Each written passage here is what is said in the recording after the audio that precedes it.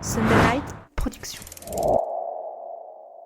Comment maîtriser l'art de la visualisation en course à pied? Cette technique de préparation mentale très prisée des athlètes élites. On vous explique tout dans cet épisode. C'est parti. Dans la tête d'un coureur vous présente Body and Mind, un programme dédié à l'harmonie du corps et de l'esprit. Tous les mois, une nutritionniste et une préparatrice mentale vous partagent leurs meilleurs conseils pour optimiser votre santé et votre bien-être. Bonne écoute! Bienvenue sur le podcast Dans la tête d'un coureur et aujourd'hui, dans notre format de Body and Mind, on va s'intéresser à l'une des méthodes de préparation mentale certainement les plus populaires, la visualisation. Et pour nous aider à maîtriser cet art, on va vous faire des petits tutos, vous allez voir. J'ai le plaisir d'être accompagné de Manon Vercouter, coach mental, hypnothérapeute et spécialiste du changement. Salut Manon, comment est-ce que tu vas aujourd'hui? Est-ce que tu as visualisé un peu l'épisode qu'on va faire maintenant? Hello Guillaume, écoute, déjà ça va très bien et je suis ravie d'être là pour parler de ce sujet où il y a un petit peu plein de clichés. On va pouvoir rentrer un peu plus dans le dur du sujet. Et je t'avoue, j'ai pas fait de visualisation de cet épisode parce que je partais plutôt confiante. Bon écoute, moi tu vas essayer un petit peu justement de me coacher. On va essayer de voir parce que c'est vrai que la visualisation, tout le monde connaît, tout le monde en a déjà entendu parler. Oui. Exactement. On voit un peu le principe, mais la méthodologie, comment est-ce qu'on fait, qui le pratique vraiment, là j'ai l'impression que ça se restreint parce qu'il y a certaines étapes à respecter et donc on va déjà dans un premier temps en parler, savoir quels sont ces mécanismes, si ça fonctionne ou pas sur tout le monde ou que sur certaines personnes, et en deuxième partie on va faire un tuto vraiment très pratique, pragmatique, où tu vas nous décliner étape par étape comment est-ce qu'on veut faire si on veut visualiser une compétition, un objectif sportif. Comme ça va être vraiment un guide assez complet, clé en main, qui va bien aider nos auditeurs. Avant ça, ce que je te propose de faire, comme je l'ai dit, tout le monde a une définition plus ou moins exhaustive ou pas de la visualisation. Est-ce que tu peux nous définir dans préparation mentale, comment vous définissez la visualisation à l'effort? Ouais. Alors, on entend, en effet, comme tu l'as dit, beaucoup parler de la visualisation dans plein de contextes différents, en fait. Donc, c'est bien de poser un petit peu les bases. Déjà, il faut savoir que parfois, on entend visualisation, parfois, on entend imagerie mentale. Ici, moi et nous, on va parler vraiment de visualisation. En fait, le fait est que souvent, c'est cité dans le domaine du sport, mais c'est un petit peu différent. Donc, la visualisation, techniquement, ça va consister à visualiser des choses qui sont précises, d'où le terme, clairement définies au préalable, alors que l'imagerie mentale va avoir recours à des images qui viennent vraiment, en fait, spontanément, qui surgissent, on va dire, de l'inconscient. Donc, c'est pas la même chose. C'est pas tout à fait la même chose, mais de façon très commune aujourd'hui. Quand on parle de visualisation, on parle aussi d'imagerie mentale, et souvent on parle d'imagerie mentale dans le sport, mais c'est aussi un peu de visualisation. Donc voilà, mais je préfère juste préciser que voilà, il y a deux types, c'est-à-dire il y a quelque chose qu'on va vraiment s'ordonner, on va dire, de visualiser, c'est je veux me voir sur cette course, etc., etc. Et des fois, on va juste laisser émerger ce qu'on appelle des formes inconscientes de nous. Donc, c'est juste que ça ne vient pas de la même direction, mais c'est un petit peu la même chose. D'accord. Ensuite, la visualisation, ça fait partie de ce qu'on appelle la psycho-neuro-immunologie. Donc, c'est ce qui comprend en fait des techniques comme la méditation, comme l'hypnose, comme le neurofeedback, le biofeedback. Donc, ça va étudier ce qu'on appelle les interrelations entre le système nerveux central, le système neuro-endocrinien et le système immunitaire face à des facteurs psychologiques, environnementaux, etc. Et la visualisation, plus simplement, c'est la capacité à visualiser des images dans son esprit et donc du coup d'y associer des images entre elles, d'utiliser des symboles, etc. Par exemple, si je te dis, et les auditeurs peuvent le faire en même temps, imagine un flamant rose, maintenant mets-lui un sombrero et des rollers. Tu vois, je l'ai fait là. Voilà. C'est rapide, hein. Donc c'est hyper rapide, c'est instantané et il y a vraiment ce phénomène qui se déclenche quasi automatiquement. C'est très sympa, un flamant rose avec des rollers. Ouais, j'aimais bien l'image. Ouais, c'est très sympa. Bon, merci pour cette définition, Manon. Alors justement, tu sais que nous on aime bien interroger, sonder la communauté dans la tête d'un coureur. Alors c'est pas un sondage Ipsos, hein. Ça concerne que les auditeurs de la tête d'un qui sont des êtres exceptionnels parce qu'ils ont beaucoup de goût et c'est l'élite de la course à pied. Bon, je plaisante, hein, rassurez-vous. Donc on a posé la question pour savoir si ils avaient recours à la visualisation. Ça s'est passé sur Instagram. N'hésitez pas à vous abonner d'ailleurs si ce n'est pas encore fait. Plein de contenu inédit, on s'éclate bien là-bas, donc venez nous rejoindre. Et donc figure-toi que 52% nous disent ne jamais avoir fait de la visualisation. 26% de notre communauté en fait très rarement, et 21% en font régulièrement. Du coup, est-ce que la visualisation, c'est un outil si essentiel que ça pour les coureurs? Parce que c'est vrai que dès qu'on parle prépa mentale, la visualisation, c'est vraiment quand même le truc qui est le best-seller un peu. Oui, c'est vraiment la clé de voûte de la plupart des accompagnements. Mais bon, après, si je vais être un peu critique, je me dis, si plus d'un coureur sur deux ne le fait pas, est-ce que ça marche vraiment? Est-ce que c'est vraiment efficace? On peut se poser la question. Parce que, bêtement, on peut se dire, si ça marcherait, tout le monde le ferait. Exactement. Et finalement, déjà, les stats que tu me cites, Guillaume, ça ne m'étonne pas tant. À vrai dire, je pense pas, mais c'est vraiment mon avis personnel, que ce soit une preuve que la visualisation ne soit pas efficace. Je pense que c'est plutôt une preuve du manque d'éducation dans ce domaine. Parce que même si plus ou moins tout le monde a déjà entendu parler du mot visualisation ou imagerie mentale, ça ne veut pas nécessairement dire qu'ils savent exactement ce que c'est concrètement et surtout à quoi ça sert. Donc en réalité, on entend rarement parler de visualisation en dehors du domaine du sport, voire du domaine développement personnel, en fait. Donc finalement, il y a peut-être peu de gens qui savent exactement ce que c'est. Je ne sais pas si tu es d'accord avec ça, mais j'aimerais te partager quelques phrases d'athlètes justement qui reflètent un petit peu l'enjeu qu'il y a autour de la visualisation pour montrer que finalement, peut-être que ça marche quand même bien. Moi, de toute façon, j'adore les citations. Super. Tu peux me régaler de toutes les citations inspirantes que tu as. Alors, je vais t'en donner deux. La première, c'est de Roger Federer qui dit... Un petit tennisman qui débute. Exactement. Qui dit avant un match, je répète avec attention ce qui est susceptible de se passer et comment je réagirai dans certaines situations. Je me vois en train de jouer des points typiquement adaptés au style de mon adversaire. Et il y en a une deuxième de Vincent Kompany, donc un footballeur, qui dit blessé. En regardant les matchs, j'imaginais comment contrer tel ou tel attaquant. Quelle passe faire? J'ai appris qu'on pouvait progresser, même sans pouvoir s'entraîner. C'est intéressant. Alors, la visualisation, est-ce que c'est une technique universelle qui fonctionne sur tous les coureurs, toutes les coureuses? Est-ce qu'il y a des individus qui sont plus réceptifs que d'autres à la visualisation? Certains peut-être hermétiques? Tous égaux ou pas face à la visualisation? Alors, il y a débat face à l'universalité de la visualisation parce qu'en fait, en réalité, on ne peut pas exactement savoir comment ça se passe dans la tête de l'autre et comment on se représente les choses. À savoir déjà qu'on a tous des sensibilités. Certains vont être très visuels. C'est les gens qui vont retenir des visages, des infos de couleurs, des choses, des objets dans les pièces. Il y a d'autres personnes qui vont être plus auditives. Donc, ils vont plus apprendre en écoutant les personnes. Ils vont préférer écouter des podcasts, par exemple. Et beaucoup utiliser des sons, en fait, pour se motiver. D'autres vont être plus kinesthésiques. C'est mon cas et je suis très sensible, par exemple, aux sensations vraiment corporelles, à tout ce qui va être dans le ressenti. Après, c'est pas soit l'un, soit l'autre. On peut être une combinaison de tout ça, mais on a des sensibilités. Et par exemple, si on demande à quelqu'un de fermer ses yeux et de penser à un endroit qui est agréable, réel ou imaginaire, on pourrait se dire, OK, toi, Guillaume, qu'est-ce qui te vient en premier si je te dis pense à un endroit réel ou imaginaire où t'es bien? Sur ce studio, avec toi en train de faire un podcast, évidemment. Évidemment. Et en fait, on peut voir que en fonction des réponses des personnes, certaines vont dire, OK, on va prendre l'exemple de la plage, et qui vont dire, décris-moi ce qui se passe. Il y en a qui vont dire le bleu de la mer. D'autres qui vont dire la chaleur du sable. D'autres qui vont dire le bruit des vagues en premier. Donc, on voit les sensibilités qui arrivent. C'est assez intéressant. Ouais, c'est comme ce qu'on est la mémoire visuelle, la mémoire auditive. Exactement. Vois, est-ce que tu vas penser à un son? Est-ce que tu vas reconnaître les gens visuellement? Tu vas reconnaître plutôt leur voix. Ça, c'est des choses qui sont intéressantes aussi. Tout à fait. Et en fait, je sais que y a des personnes qui vont, entre guillemets, qui s'attendent à visualiser dans le sens je ferme les yeux et c'est Netflix. En fait, c'est pas forcément le cas, comme ce que je faisais au tout début de l'épisode avec le flamant rose en sombrero. Je sais que moi, comme je disais, je vais voir, mais je vais plus passer par les sens. Et donc, en fait, il y a certaines personnes qui disent qu'elles n'arrivent pas à visualiser. Et ça s'appelle de l'aphantasie. Mais on ne sait pas encore aujourd'hui exactement si c'est quelque chose qui est inné et qui peut évoluer, ou si c'est parfois quelque chose qui a été causé par exemple, un choc émotionnel ou un trauma. Donc, il y a vraiment des pistes qui sembleraient indiquer que l'aphantasie, le fait de ne pas visualiser, soit plutôt contextuel.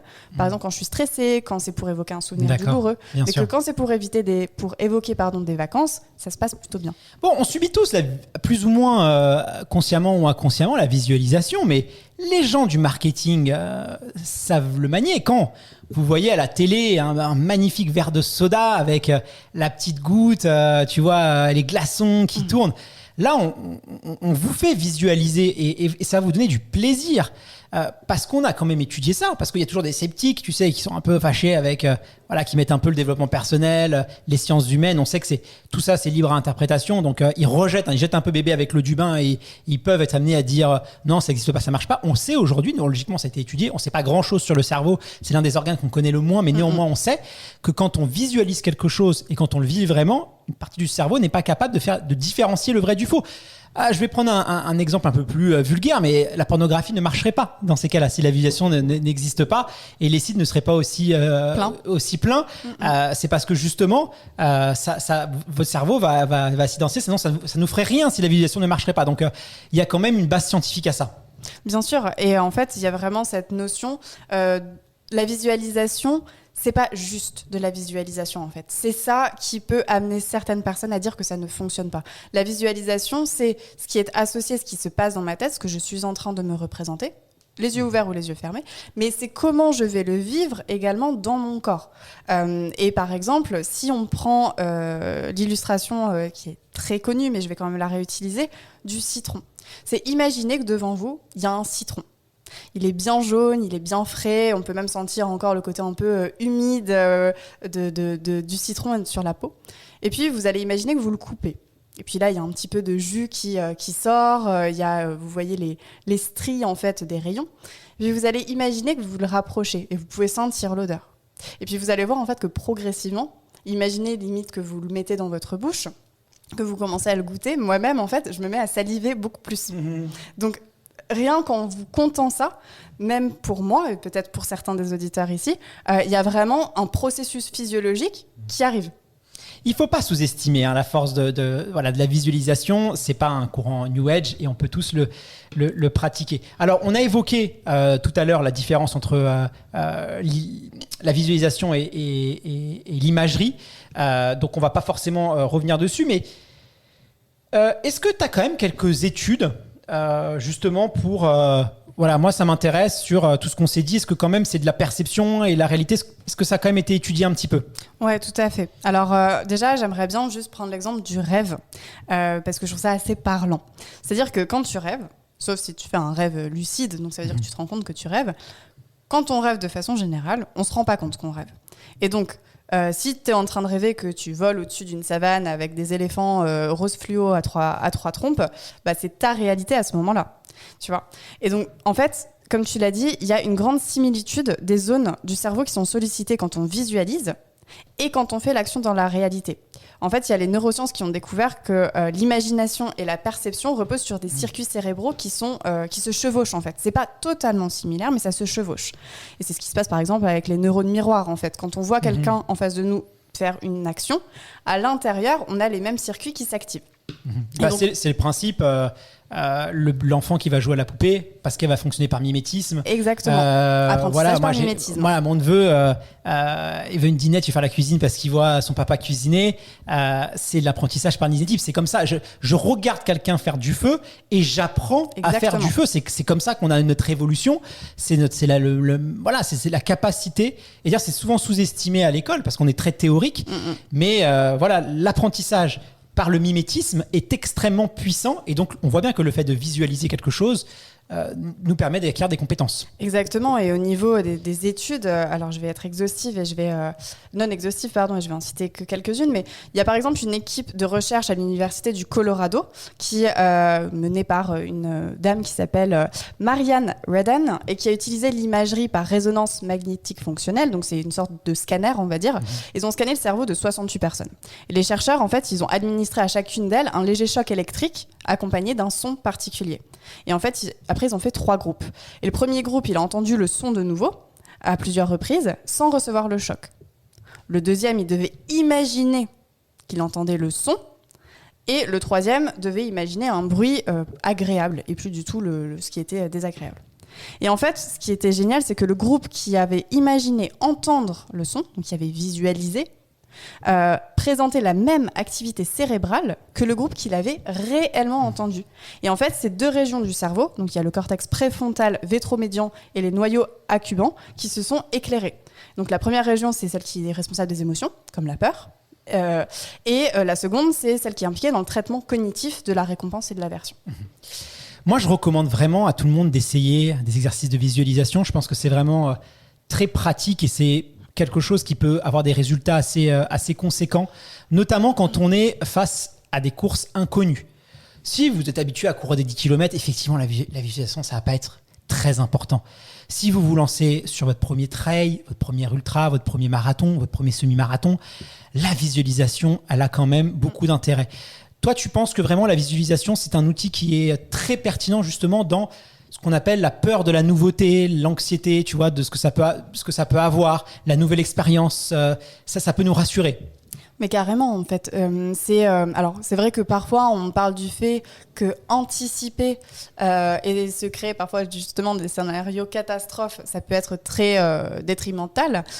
L'avantage avec la visualisation, c'est que c'est un outil qui nous permet de reprendre le contrôle sur ces anticipations parfois catastrophistes et donc de pouvoir imaginer un scénario plus positif qui va venir à son tour rassurer notre système nerveux, notre système interne et donc du coup nous permettre d'appréhender la situation de façon beaucoup plus calme et posée alors que c'est bien la première fois qu'on le fait. En fait, la visualisation, c'est une sorte d'entraînement. Est-ce qu'il n'y a pas des effets négatifs à la visualisation, des contre-indications chez certaines personnes ? Tu vois, par exemple, on parlait de la pornographie tout à l'heure, mais on sait qu'il y a un processus aussi de récompense, il y a une motivation aussi, et on a constaté que les gens qui étaient très accros à la pornographie étaient souvent moins motivés, moins de bien-être. Il y a tout un mouvement d'ailleurs que je trouve très intéressant, justement, qui, si vous voulez être plus motivé, il faut éviter justement de berner votre cerveau de ça. Est-ce que du coup, si on veut être un peu négatif, je fais l'avocat du diable, est-ce qu'il n'y a pas des contre-indications par rapport à la visualisation ou si elle est maîtrisée, bien faite, on ne tombe pas dans ces pièges-là? Alors, je pense que tu as dit le mot qui est clé dans le fait de pouvoir, dans le fait d'exprimer potentiellement des dangers face à la visualisation. C'est, tu as dit en fait des gens qui sont accros. Quand on est accro, il y a vraiment un comportement qui est compulsif, qui est addictif. Donc, on est vraiment dans quelque chose qui est pathologique, donc médicalement accompagné. Dans le cas de la visualisation en tant qu'outil, l'outil n'est pas responsable en fait. Un couteau peut servir à couper une part de pizza ou à tuer quelqu'un. Donc dans cette idée-là, la visualisation en soi, elle n'a pas d'effet direct nocif. Néanmoins, son utilisation peut être détournée si on fait, 20 heures de visualisation par jour, que du coup, on se coupe totalement du reste du monde, qu'on se crée un monde imaginaire, etc. Et que ça peut même déclencher, voire accentuer certaines pathologies mentales. Mais là, on est vraiment sur totalement autre chose. Hyper intéressant. Manon, maintenant que on a défini ce qu'était la visualisation, pourquoi c'était important. Je pense qu'il est temps de donner à nos auditeurs quelques conseils pratiques s'ils veulent mettre en place une séance de visualisation. Là, on va proposer vraiment les techniques, étape par étape, vraiment que ce soit un tuto parce que moi, j'en ai discuté un peu autour de moi et les gens me disent on parle de la visualisation, mais concrètement, comment est-ce que je fais ? Comment est-ce que je dois m'y prendre pour que ce soit… Ça reste très flou. Voilà. Après, je pense que même si on le fait mal, c'est comme le massage cardiaque. Tu sais, maintenant, on sait que même un massage cardiaque mal fait est mieux qu'un massage cardiaque bien fait. Voilà, pas fait. Il sera juste moins optimal. Donc, je pense que la visualisation, c'est quand même quelque chose d'assez puissant qui fait que ça sera efficace. Mais là, on va essayer d'optimiser au maximum. Donc, par exemple, on va se mettre à la place d'une personne qui est en prépa marathon et qui souhaite visualiser justement sa performance parce qu'elle a peur de stresser, d'avoir le mur, de ne pas être capable. C'est une expérience nouvelle pour elle, d'être trop crispée, pas être relâchée. Et donc, on va essayer d'accompagner cette personne-là. C'est valable pour marathon, ça peut être n'importe quelle compétition. Avant de nous plonger dans des exercices spécifiques de visualisation tous les deux, tu vas m'aider et me guider dans la visualisation. Est-ce que tu peux peut-être nous décrire déjà l'environnement, le cadre nécessaire ? Quelqu'un qui veut faire une séance de visualisation, quel environnement il doit essayer de créer ? Est-ce que c'est plutôt chez lui, dans son lit, peut-être le matin, le soir, l'après-midi ? Là, je veux vraiment qu'on donne la manière la plus optimum de faire une visualisation. Donc, un moment de la journée, un environnement, un état émotionnel Avant de rentrer dans la séance, qu'est-ce que tu peux nous dire sur ça?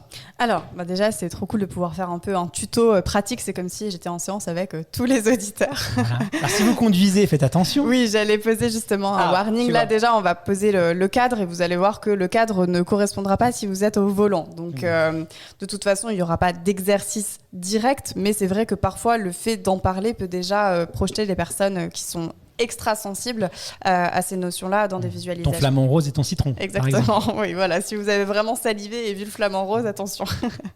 Alors, pour commencer, déjà, le cadre. On va être dans un endroit calme où on ne sera pas dérangé. Donc, ça peut être chez vous, ça peut être même dans une pièce au bureau, si vous savez que vous pouvez, par exemple, fermer à clé ou que c'est une salle de réunion. Quoi qu'il en soit, calme et pas dérangé. Pour la posture, quelque chose de confortable. Moi, j'aime bien être assise. Souvent assise en tailleur, mais ça peut déranger certaines personnes parce que on peut être moins connecté à ses jambes et on peut avoir la circulation qui se coupe. Auquel cas, pied au sol ou jambes allongées. Mais assis, c'est vraiment pas mal. Parce qu'allongé, on a tendance à s'endormir, surtout au début. Et quand on est debout, parfois, on est un petit peu moins dedans. Pour le moment, moi, j'ai envie de dire, quand on a du temps à y consacrer, sachant qu'on va le voir, la visualisation, déjà 5 minutes, c'est très bien. On n'est pas sur des pratiques qui durent 1 heure. Ah, c'est pas très long finalement. Hein. Non, ça peut être très très rapide. Alors il y a une période d'adaptation, mais ça peut être très très rapide.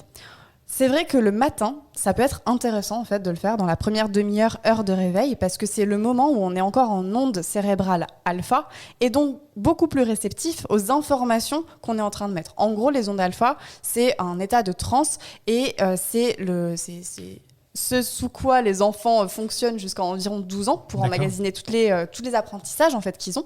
Et en fait, c'est ce qui floute encore plus la frontière entre le réel et l'imagination. Donc tout ce qu'on va imaginer, ça va être encore plus intégré. Mais ça a été prouvé dans la publicité. On sait que les pubs qui sont diffusées le matin sont beaucoup plus performantes que les pubs qui sont diffusées après. Alors bien sûr, parce qu'après on est beaucoup plus exposé, on est au début, mais on voit vraiment que la réception à la publicité est plus forte le matin. Tout à fait. Et du coup, le dernier point, c'est l'état émotionnel. On va visualiser quand on se sent bien, détendu, calme, plus ou moins motivé, si c'est pour une visualisation sportive et non thérapeutique. Parce que sinon, il y aura des perturbations, des interférences émotionnelles personnelles qui peuvent un peu bloquer le processus. Donc, si on se sent hyper frustré et en colère, on va peut-être pas faire une visualisation parce qu'on va amener sur notre visualisation un état émotionnel qui est inconfortable ou perçu comme, j'aime pas dire négatif, mais en tout cas qui n'est pas adapté à la visualisation qu'on veut faire. Donc voilà, faites en sorte d'être bien. Ok, donc allez, il est 8h30, je me suis réveillé depuis une demi-heure, je suis dans une tenue confortable, assis sur mon canapé, il n'y a personne chez moi, l'environnement est très très calme. Qu'est-ce que je dois faire? Est-ce que je commence peut-être par travailler sur ma respiration? Est-ce que je ferme les yeux? La première étape, qu'est-ce que tu nous recommandes? Alors, la première étape, c'est déjà de revenir dans l'ici et dans le maintenant. Ça rappelle d'ailleurs un épisode aussi qu'on a enregistré sur la pleine conscience et la gestion des émotions. Donc, c'est vraiment revenir dans l'ici et dans le maintenant. Pour ça, on peut faire. Je vais vous donner plusieurs techniques parce que c'est ce qu'on appelle des sortes d'induction. C'est le fait de se mettre dans l'état propice à la visualisation. On peut faire de la cohérence cardiaque. On peut faire quelques bonnes inspirations, tout simplement. On peut aussi juste prendre conscience de son corps, comme si on faisait un scan. Donc on part des pieds et on remonte jusqu'à la tête. Il se passe quoi dans mon pied droit, dans mon pied gauche, dans je mon mollet droit. Je contracte un peu mes muscles. Exactement. J'essaye de sentir chaque muscle de mon corps et je remonte jusqu'au cerveau. Exactement. Et une autre technique aussi qui est assez rapide et efficace, c'est de focaliser son attention sur un point. C'est-à-dire que je vais être assise et puis je vais regarder en face de moi un point au niveau du regard et je ne vais jamais le quitter des yeux. Donc, je peux cligner des yeux et je peux respirer, bien entendu, mais je vais rester toujours en focalisation sur ce point. Et ça, vous allez voir que très, très rapidement, en 1-2 minutes, en général, ça peut prendre un peu plus de temps au début, vous allez vous sentir très vite un petit peu différent. Et donc, c'est l'état alpha qui vient, l'état de transe, qui va permettre de faciliter la visualisation. Donc ça, c'est un peu nos gammes, c'est un peu l'échauffement, tu vois, qu'on va faire avant la séance. Donc là, toutes les méthodes que tu nous as dit. Donc là, ok, je me suis assis, petit travail de respiration, je visualise chacun muscle de mon corps, je remonte jusqu'à la tête. Je me sens détendu, je sens un petit état de flow qui commence à monter. Quelle est la deuxième étape ? Alors là, on va rentrer dans le vif du sujet. Donc ça, bien sûr, on ne l'a pas mentionné au tout début, mais pour faire une visualisation, il faut avoir déterminé un objectif de visualisation, puisqu'ici, on parle de préparation mentale et relative à la course à pied. L'idée qu'on va apprendre, donc du coup, c'est la prépa marathon. Donc on va vraiment se projeter d'abord la scène devant soi. C'est-à-dire vous pouvez garder les yeux ouverts, vous pouvez faire les yeux fermés. Souvent c'est plus facile les yeux fermés au début. Et vous allez projeter la scène devant vous comme s'il y a un écran de cinéma. Donc vous allez vous voir dans le terrain. On n'est pas... Alors, pardon, excuse-moi, je te coupe. Est-ce qu'on voit la scène de nos yeux ou on voit la scène du dessus ? Alors là, pour commencer, on projette sur un écran de cinéma et on se voit. Donc on est en troisième personne. Donc on n'est pas dans notre corps. Exactement. Quelque part. On est observateur. Observateur. Hyper intéressant.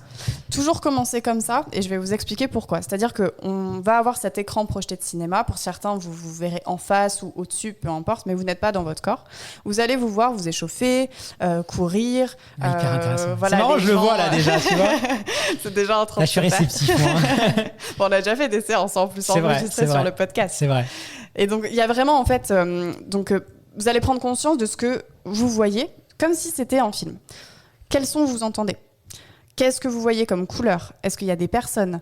Le bruit des foulées des autres coureurs, enfin vraiment les odeurs aussi, tu sais, cette baume du tigre qu'on sent souvent dans les salles de départ. Alors ça justement, ce sera dans un deuxième temps. Désolé, je vais trop vite. Parce qu'en fait, c'est ça qui est intéressant, c'est en troisième personne, vu qu'on se voit, on ne peut pas ressentir et on ne peut pas sentir. Mais il y a déjà des choses qui peuvent se passer et c'est normal parce que du coup, c'est l'esprit qui anticipe.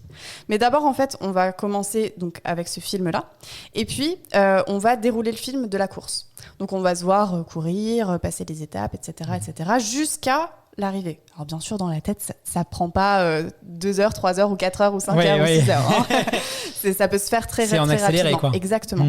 Et en fait, vous allez voir qu'il y a des moments où vous allez vous dire « Ah mais là, j'ai l'impression que je m'imagine mal courir » ou que ça va pas, ou là, je me vois fatiguée, etc. Donc vous allez pouvoir déjà modifier consciemment, activement des choses dans ce que vous vous imaginez. En gros, vous faites des modifications comme si vous gommiez et puis vous redessiniez. Ok. Et ensuite, par rapport à ça, on va passer au fait de passer en première personne. Une fois que la visualisation en troisième personne vous convient, vous passez dans votre corps. Alors, c'est sur la même séance ou c'est une étape qu'on peut faire après ? Ou c'est sur la même séance, on commence par ça et après on va là, ou on peut se dire, après c'est au choix, la durée qu'on veut faire, donc on peut, j'imagine, faire une séance de 5 minutes, on s'arrête là. Si on fait une séance d'un quart d'heure, on peut, passer maintenant vision intérieure, c'est ça ? C'est au choix autant qu'on a alloué, ou tu recommandes toi quand même d'isoler les séances ? Moi, je recommanderais de faire les deux en même temps sur la même séance. D'abord, vraiment, on prend... Vraiment, c'est très rapide. Ça peut prendre 2, 3, 5 minutes max de se voir d'abord et ensuite de passer en première personne. Pourquoi c'est important ? Parce que sinon, on reste sur de la visualisation. On n'a pas pris conscience des ressentis dans le corps. Donc, on n'a pas associé ce qui se passe dans la tête à ce qui se passe dans le corps. Très clair. Et donc, du coup, forcément, ça va moins bien fonctionner. Et une fois qu'on est donc plongé en première personne, donc là, vous pouvez même vous imaginer, en fait, imaginez que vous regardez vos mains. Et vous êtes les mains vous avez vos mains de course, vous voyez, vous avez chaussures de course, vous voyez votre tenue de course, vous pouvez pas voir votre visage, vous voyez en face de vous le chemin, le sentier de la course. Et donc là, vous voyez courir, vous imaginez. Comment vous vous sentez ? Et là, en effet, qu'est-ce que vous sentez en odorat ? Qu'est-ce que vous avez comme goût dans la bouche ? Parfois, moi, j'ai le goût de sel de la transpiration. Comment le petit gel qu'on a pris. Exactement, le gel. Il faut ajouter des détails. C'est important vraiment de recréer. Même si on n'a jamais fait un sas de marathon, j'imagine qu'on a déjà tous couru dans des sas de 10 km sur une marathon, donc on connaît un peu l'ambiance. On l'a vu à la télé aussi, souvent, les marathons de Paris, si vous le faites. Donc on peut facilement imaginer les choses. D'ailleurs, il y a des gens qui vont des fois observer. Il y a le parcours de repérage. Souvent, les athlètes haut niveau font ça. Totalement. Ils vont repérer les lieux. C'est très important. Ils le font toujours. Donc ça, c'est hyper intéressant. On met du détail. On le noie pas dans le détail, mais on met quand même les éléments un peu structurants qu'on va vraiment vivre. Ouais, exactement. Et c'est vrai que là, tout ce qui va venir générer des sensations dans le corps, vous pouvez y aller. Pourquoi ? Parce qu'en fait, c'est l'intensité des signaux encodés par le cerveau qui permet à ce dernier de faire la différence entre le réel et l'imaginaire. Et donc en fait, si l'imaginaire est associé à une forte émotion, ça peut être encodé dans le cerveau comme quelque chose de réel. En fait, les émotions fortes peuvent anesthésier parce que le mental, donc le cortex préfrontal, et donc les capacités de distinction de l'influx généré par le corps entre ce qui est réel ou imaginaire. D'accord. Alors, première étape, je ferme les yeux, j'ai une vue aérienne, une vue hélico, une vue drone, comme ça, voilà. Quelques écologistes, voilà, on va pas se faire taper une vue drone qui va, voilà, où je vois vraiment le peloton et j'ai un petit focus sur moi, un petit gros plan. Et voilà, ensuite, projection dans moi-même. Et là, je vais commencer à visualiser des détails, des émotions, ci et ça. Qu'est-ce qui se passe au niveau des sensations ? Est-ce qu'on doit ressentir des émotions particulières, un état émotionnel ? Est-ce qu'on doit avoir est-ce qu'il se passe quelque chose qui peuvent nous rassurer sur le fait que ça fonctionne, ça marche. Alors ça, c'est très intéressant. Ça va être différent selon les personnes. Il y a des personnes qui vont être très dans l'intellectualisation de leur ressenti, et c'est OK. C'est-à-dire qu'ils ne vont pas avoir chaud, transpirer, être rouge ou avoir le cœur qui s'accélère, mais ils vont avoir l'information qu'ils ont la sensation de ça. Ça ne va pas vraiment se faire, mais j'ai l'impression que ça se fait. Et a contrario, il est fort possible qu'il y ait certaines personnes qui visualisent tellement, c'est pas tellement bien parce que c'est pas forcément un côté talent, mais tellement fort, on va dire, ils sont tellement sensibles qu'ils peuvent en effet avoir le cœur qui s'accélère, avoir parfois vraiment des rougeurs. Moi, je l'ai déjà vu très régulièrement en fait en science et c'est génial. Parfois, il peut y avoir des émotions aussi qui viennent, ça peut être tant de l'excitation que de la peur, et ça c'est très très très très bien parce que ça vous donne des informations que vous pouvez traiter avant de faire votre compétition. Donc si vous avez un truc de méga peur qui arrive et que ça vous surprend, en plus vous dites ça sort d'où ce truc, vous pouvez aller voir ça, vous en débarrasser entre guillemets, en tout cas l'adresser, réintégrer, libérer ce qui a besoin de l'être et faire votre course beaucoup plus sereinement. Alors avant de passer à l'étape suivante, j'ai encore une autre question un peu parce que voilà, moi ça marche plutôt bien la visualisation. Aussi bien l'hypnose, c'est moins mon truc parce que j'ai du mal à, voilà, j'aime bien contrôler les choses et l'idée de laisser mon cerveau entre guillemets à quelqu'un d'autre, mais la visualisation, vu que j'ai quand même le contrôle, j'adore, enfin ça marche bien. Par contre, j'ai un autre souci et peut-être que je suis pas le seul, c'est que j'ai quand même tendance à très vite divaguer, à penser à autre chose. Tu vois, je vais dans une séance de visualisation. Et moi, en 30 secondes, en fait, j'ai pas acheté du lait. Faut que tu vois, j'ai ce truc qui va me sortir, en fait. Et ça peut être très pénible. Comment est-ce que je peux pallier à ça ? Ouais, alors hyper intéressant. Et petit disclaimer aussi, parce que c'est vrai que j'aime beaucoup l'idée que tu dises, et beaucoup de personnes le pensent, qu'il y a cette notion avec l'hypnose qu'on perd le contrôle parce qu'on donne son cerveau à quelqu'un d'autre.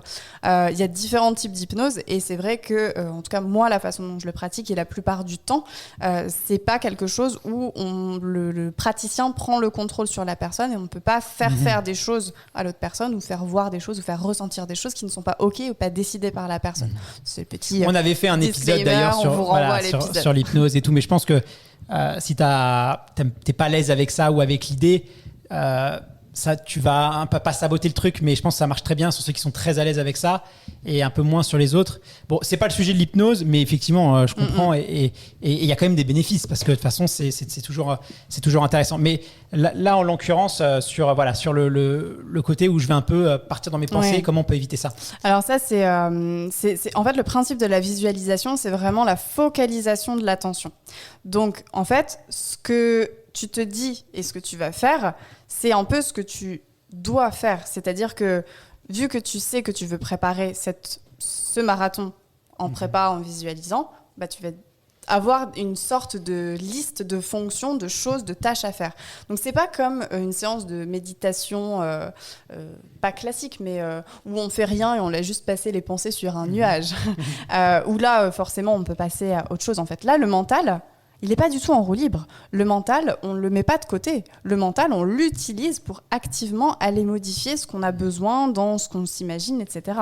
Donc, il y a vraiment ce truc de le conscient et l'inconscient, ils travaillent main dans la main. Et donc, si le mental, il est occupé, qu'il se sent utile, qu'il sait ce qu'il a à faire, qu'il suit un petit peu le mouvement, et qu'en plus, toi, à chaque fois, tu valides ce qui se passe dans ton corps. Quand je vois ça, je me sens comme ça. Quand je m'imagine courir, j'ai le cœur qui s'accélère et j'ai ci et j'ai ça. En fait, ça va faire une sorte d'aller-retour intérieur. Ça va canaliser ton mental et il n'y aura pas de place pour les pensées parasites comme tu disais, comme dans certaines formes de méditation ou comme quand tu es en train de t'endormir. Hyper intéressant. Alors, on en revient un peu à notre séance de visualisation. Donc là, je visualise, je suis en train de courir mon marathon, je m'imagine relâché, je m'imagine bien, voilà, on va créer un scénario quand même assez positif. On se voit arriver, franchir la ligne de départ. C'est important ça, ou est-ce qu'on s'arrête un petit peu avant? Qu'est-ce que tu nous conseilles par rapport à ça? Moi, j'aime bien faire aller juste après la ligne d'arrivée.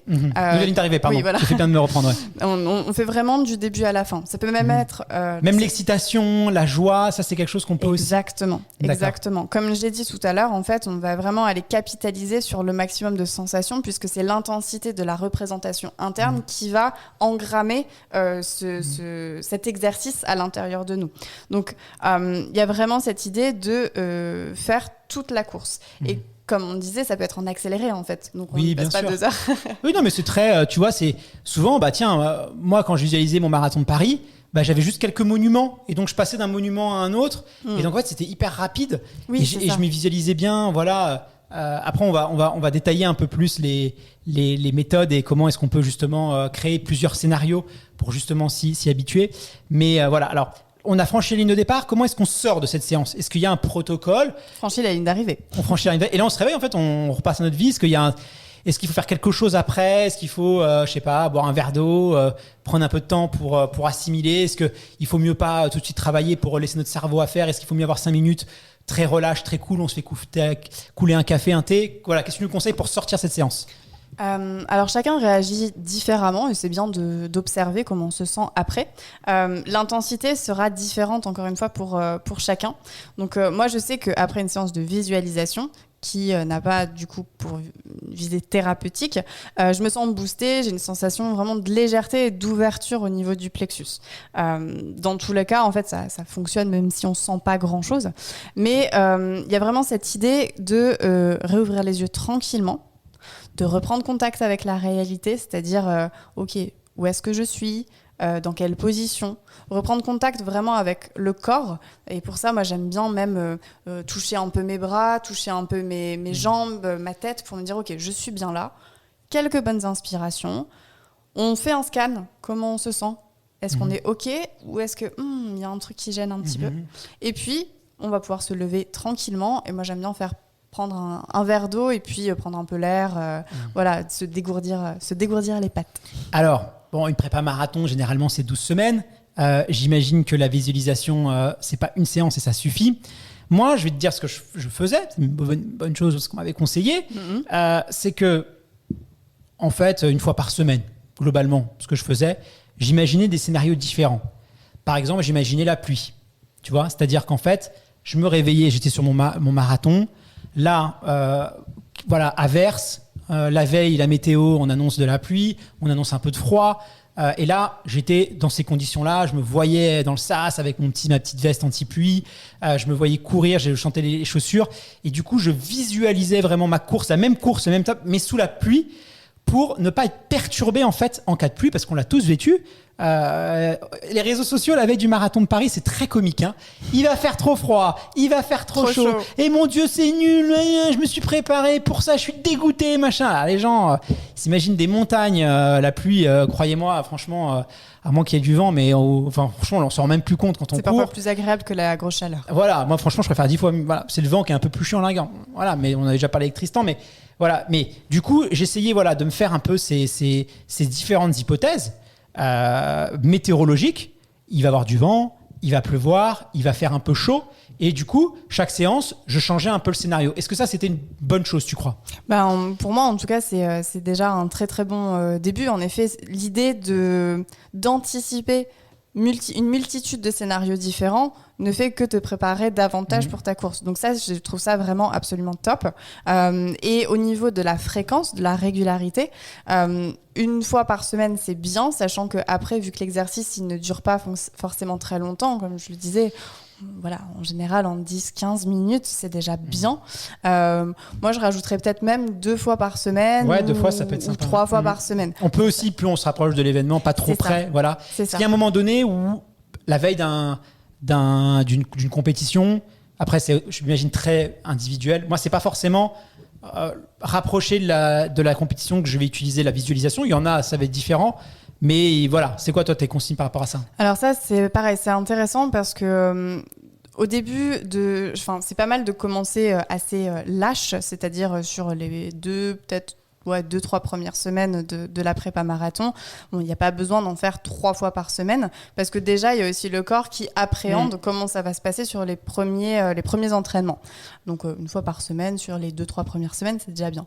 Après, on peut commencer à augmenter un petit peu pour commencer à voir quelles informations je retiens de mes entraînements et en même temps voir les conséquences positives que ça peut avoir de visualiser et quels changements je peux vraiment voir au milieu, on va dire, de mon entraînement. Plus on va se rapprocher de la course, plus moi je vais avoir tendance à dire que c'est quand même bien de continuer de garder ce truc-là, mais ça dépend comment vous vous ressentez. Pour moi, c'est vraiment une boussole intérieure qui permet à chaque fois de faire un check que tout est OK. Parce que j'ai déjà travaillé avec des personnes pour des entraînements marathon et quand elles faisaient leur visualisation, tout était OK et puis en fait, le jour d'après, elles refaisaient exactement la visualisation qui durait du coup 5 minutes et il y avait un petit truc qui s'était rajouté. On ne sait pas forcément ce que c'est, ça apparaît de différentes façons dans l'esprit, hein. C'est la fameuse imagerie mentale dont on parlait au tout début. Mais du coup, c'est quand même bien de faire un check jusqu'au dernier bout, jusqu'au dernier moment, sans pour autant se submerger des heures et des heures là-dedans. Et on peut même visualiser, si par exemple on va faire un déménagement, son hôtel, son repas. Moi, j'ai poussé un peu le truc, c'est que j'allais voir le restaurant auquel j'allais manger, tu vois, pour vraiment essayer de visualiser aussi toute la partie un peu pré-course. Moi, j'ai toujours un peu cette peur de pas me réveiller, le soleil, tu vois, le truc, il va pas sonner, ou je vais être à la bourre, je vais me paumer. Moi, en plus, je suis une très mauvaise orientation, donc je vais me perdre. Et donc, en fait, je travaillais beaucoup aussi sur, pas seulement sur la course, mais aussi sur comment je suis organisé, ci et ça. Et après, j'avais des scénarios donc différents. J'ai un point de côté. Par exemple, j'ai un point de côté, je vais courir, je commence à avoir un point de côté. Ok, j'ai un point de côté, hop, je l'identifie, j'essaie de passer à autre chose, j'essaie de l'oublier pour entendre qui ça passe. Au fur et à mesure des kilomètres, je sentais que le point de côté disparaissait. Le fameux mur, tiens, j'arrive, hop, au 27e, hop, je sens que je commence à avoir pas bien, comment est-ce que j'essaie de temporiser. Donc, j'avais créé plein de petits scénarios que je travaillais au fur et à mesure et c'était hyper intéressant. Et un petit conseil en plus que je peux donner, si vous faites par exemple le marathon de Paris ou même l'UTMB, regardez les vidéos aussi des courses précédentes parce que ça va vachement vous aider à connaître le parcours et tout. Souvent, moi, ça m'avait fait, je sais pas si tu as eu ça, c'était déjà allé à New York. Mais, non, j'ai pas eu ce plaisir. Bon, t'as pas eu ce plaisir, voilà. Mais dans des villes qu'on a beaucoup vues à la télévision, quand on y est, on a l'impression d'être déjà allé. En fait, oui, c'est totalement. hyper déstabilisant parce que putain, et encore une fois, c'est la force de la visualisation, c'est qu'on se dit mais je connais, je suis déjà venu ici. À New York, c'est vraiment ça. Moi qui était bercé un peu par les séries new-yorkaises. Moi, j'avais ça à San Francisco quand je vivais en Californie. Tu vois, c'est hyper drôle. Et donc, n'hésitez pas aussi à regarder quelques marathons à la télé, en plus quand ils sont diffusés. Comme ça, en exercice de visualisation, ça va très bien fonctionner. Écoute, je pense que je sais pas si tu veux ajouter quelque chose avant qu'on synthétise tous les éléments clés qu'on s'est dit. Je pense qu'on peut déjà synthétiser vraiment ce qu'on peut dire par rapport à la visualisation. Déjà, c'est rappeler que c'est accessible à tous, que c'est facile, que ça s'apprend en fait, comme tout, ça se développe, que c'est applicable au sport, mais pas que. Et qu'il y a un peu cet aspect sans limite dans le sens où il n'y a pas de contre-indication directe s'il n'y a pas de pathologie, etc. préalable. Et ce qui est intéressant aussi dans ce que tu as soulevé sur la toute fin, c'est qu'on peut s'en servir à la fois pour anticiper des scénarios pas cool qui peuvent nous arriver pendant une course, le point de côté, l'ampoule, mais qu'on arrive à maîtriser et qu'on arrive à passer au-dessus, hein, c'est exactement. toujours ça. Exactement. Donc ça permet d'entraîner le cerveau à s'adapter, à développer une flexibilité mentale par rapport à ça. Et en même temps, moi j'aime bien aussi proposer des exercices où c'est juste, on ne pose pas d'intention, on fait dérouler la course et on voit ce que l'inconscient fait émerger. Et donc, des fois, il va y avoir des choses une entorse ou un risque de blessure ou la pluie. Donc, il y a un peu les peurs qui vont émerger. Ça, on peut les adresser. Et parfois, il va y avoir des trucs, des formes, des symboles, des choses. On se dit, je vois comme un mur, je vois comme des nuages, mais juste autour de ma tête. J'ai l'impression de courir, mais j'ai une bouée. Et tout ça, c'est, même si on ne sait pas forcément ce que ça veut dire, c'est du langage symbolique de l'inconscient. Et donc, on va travailler dessus pour les modifier, les enlever, les atténuer, etc. Et donc ça, c'est hyper intéressant. Et toujours évidemment sur des scénarios positifs, évidemment, et on essaye de... le relâchement aussi, je pense que c'est hyper important. Toujours connecté au ressenti du corps. Exactement. Pour celles et ceux qui veulent aller plus loin, approfondir leur connaissance sur la visualisation, est-ce que tu as des médias, est-ce que tu as des livres, podcasts films aussi peut-être, enfin voilà, tout ce qui pourrait nous aider à poursuivre cette réflexion autour de la visualisation et améliorer nos connaissances et nos compétences sur ça. Ouais, alors bon, moi je suis très livre, donc ce sera 2 livres encore. Vraiment très sur la visualisation. Il y a visualisation des images pour agir. Comment cela fonctionne, pourquoi cela marche, de François J. Paul Cavalier. Donc là, on est vraiment sur la théorie. Et puis, plus spécifiquement au sport, il y a l'imagerie mentale en sport, une technique de préparation mentale pour améliorer ses performances sportives de Marc Dugénie, voilà, qui est paru en 2021. D'accord. Merci beaucoup Manon pour cet épisode passionnant. J'espère que ça aura donné envie à certains auditeurs ou auditrices de s'essayer à la visualisation, parce que plus de 52% je crois n'ont pas encore essayé, ou comme moi d'améliorer, parce qu'il y avait des petits détails que je faisais pas, donc je vais pouvoir perfectionner un peu cette visualisation. Et puis rendez-vous pour de nouvelles aventures. Avec grand plaisir Guillaume, à très bientôt. À très vite.